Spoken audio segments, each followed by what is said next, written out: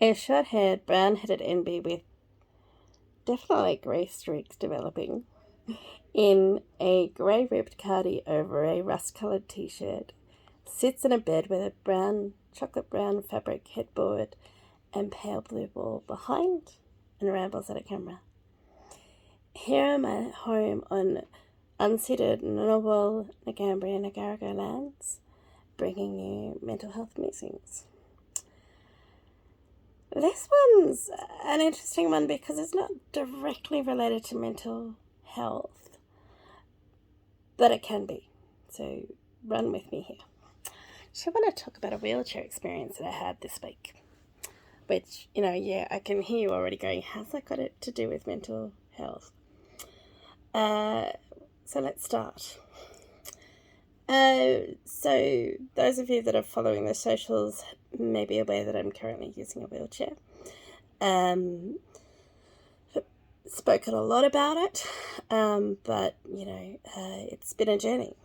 This week I've spent more time, as much time as possible, out of the wheelchair and in the walking frame, but definitely when I'm out in public, I still need to use the wheelchair because I'm exhausted even just getting around the house with a walking frame.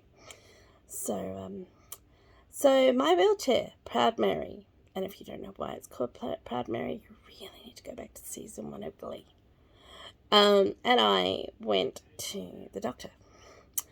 First time at this GP, who is an amazing GP, by the way, but I'd never been to the medical centre before. We had used a centralised wheelchair taxi booking site. This was the third time we'd used the site to book a wheelchair taxi. The first 2 experiences weren't fantastic. The drivers seem to get lost very easily, and there's a whole lot of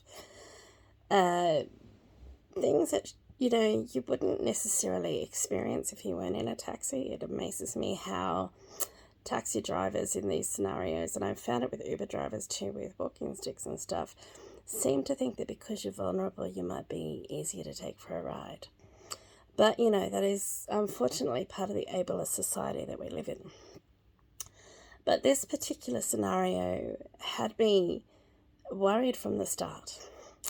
So the driver was booked to come and pick me up from my house. There's a little blurb that my psychosocial recovery coach puts in, which is a wheelchair user may need some assistance from the door to the taxi. I'd managed to get out onto my driveway because we've done some awesome work. We've had someone come and do some awesome work in paving an accessible pathway from my gate to my front door. So I was out on the driveway and I was wondering, this taxi was a bit late. So I was sitting there going, and then I saw it drive past my driveway. Okay. Waited.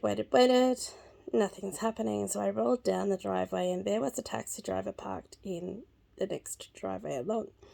And I waved at him and he was on the phone and he looked up at me and was very irritated.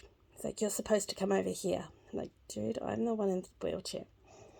So anyway, he moved the taxi back to my driveway, then gave me a lecture about how the Google Maps had told him that my driveway was actually next door. I got in the car. There were certainly some interesting moments where he was shoving me in the taxi and didn't check that my brakes were on. And I had sensations of falling. Those taxis are actually designed really well in terms of the lifts, but it doesn't mean that your anxiety is not through the roof if you don't know what you're doing.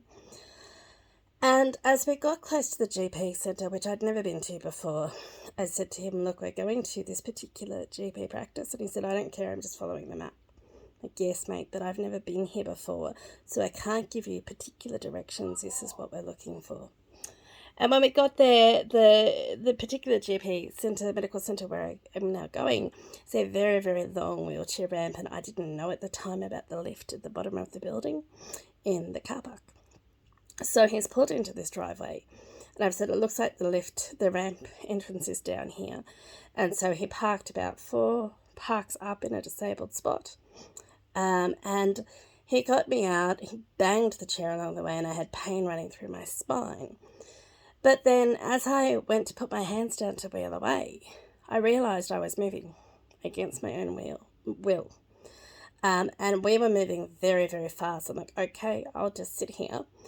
And then the next thing I know, I'm flying because he's giving me a flying shove down the driveway. And I ended up, by the time I managed to put my hands down and put the brakes on, I was in shock. Absolute shock. Managed to roll myself up onto the pathway, but almost got stuck. And it certainly took me a moment to gather myself and call my psychosocial recovery coach and say to her, you need to call the receptionist. Somebody needs to come out and find me and help me because I don't think I can manage. And it was really distressing. Now, many of you will sit there and go, wow, that's horrific. And in terms of mental health, this is sometimes where the crossover can be. Those that have physical disabilities, and while the wheelchair experiences are new to me, I have other physical disabilities. I have a sensory processing disorder. I have low hearing or hearing loss. And, you get away with it sometimes. You make fun of it, you laugh it off and all the rest of it. But when we talk about living in an equitable society, for wheelchair taxi drivers to not be being trained in basic wheelchair etiquette, which is don't touch the chair unless the person that's in the chair knows that you're going to do it, and actually ask. It creates all sorts of fear. For someone that's a new wheelchair user, I still have this sensation. I've been in car accidents of being, without being shoved down a driveway, of moving way too fast when other people are pushing me. Of being worried that I'm going to slam into a wall and knowing that one of my knees is dreadfully bad. And if I do get slammed into a wall, that's going to hurt. So I have issues with both my knees, my right hip. My spine is fusing in several places in the lower lumbar sections. So pain is definitely an issue, and there's always this immediate fear that, oh wow, if I actually collide with something, I'm going to be in pain. And when you're not pushing the chair, that fear is escalated. And then when you have funny people like this taxi driver that thought this was somehow appropriate, that adds an extra level of fear and hypervigilance. And for someone with a trauma background on top of that, life becomes very, very interesting. So, mental health musings. Where is this going, V? Where it's going is where I see a lot of problems in day-to-day lived experience, which is we have all the training in the world. We have all the policies in the world, and yes, we continue to develop them because some things are not tight enough and some of it is a growing journey.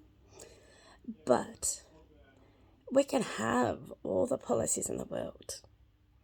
If people don't see a need to train their staff in things that are actually going to help the consumer or the person with a disability or the person with lived experience, then you're always going to have these problems.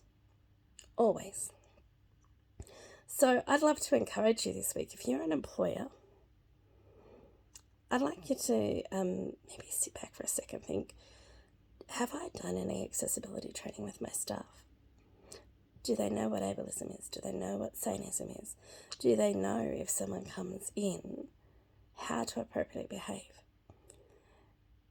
There's heaps of training out there. And over the next few weeks, I'm going to be looking at some of this stuff a little bit more deeply, because there's definitely stuff out there.